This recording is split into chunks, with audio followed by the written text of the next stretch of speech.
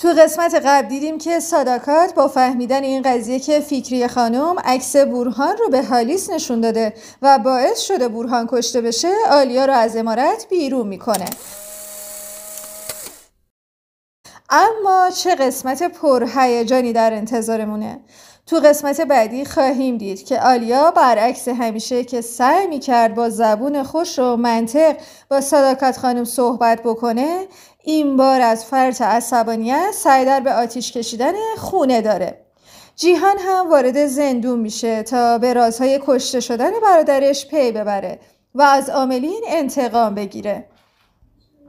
تو قسمت قبلی یادتون باشه که مشخص شد زرین بچه کایا رو حامل است و تو قسمت بعد شوهر زرین یعنی دمیر زور میکنه که زرین به کایا بگه بچه از خودشه چون میخواد براش پدری بکنه.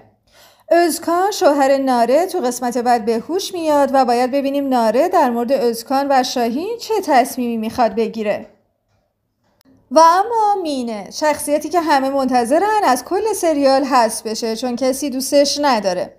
ما فهمیدیم که صداقت متوجه شده که بچه مینه از جیهانه و مینه داره از این موقعیت حسابی سوء استفاده میکنه تا دوباره بتونه به راحتی وارد زندگی جیهان بشه و البته موقعیت خودش رو تثبیت بکنه. البته من که بعید میدونم جیهان این اجازه رو بده بهش و شایدم اصلا بچه مینه از جیهان نباشه. و خب همتون خوب میدونید که طبق عادتهای سریال های ترکی شاید در آینده مشخص بشه پای یکی دیگه به جز جیهان در میونه.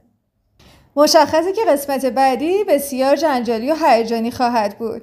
مطمئنم که شما هم مثل من منتظر قسمت 25 سریال اوزاک شهیر هستین. حتما نظرات و حدسیات خودتون رو این پایین برامون بنویسید. متشکرم که مثل همیشه همراه هستید. مراقب خودتون باشید. خداحافظ. Allah hepinizin belasını versin. Söyledim. Şahin benim abimi öldürdü. Bunu kim yaptıysa bir gün o hesap kesilir. Dediğin Aliye'nin hayatı. He? Daha önemlisi var. Anne. Sen... Gitmeyecek anne. Çek. Baban da olsa göreceğim. Sadece yerini söyledim. Şahin benim abimi öldürdü. Bunu kim yaptıysa bir gün o hesap kesilir. Ben farkındayım. Ama bu sözü bana verirsen çok sevinirim. Olur. Tüm kapıdan tıpış tıpış çıkacaksın. Bir daha asla girmeyeceksin. O kapı açılmayacak.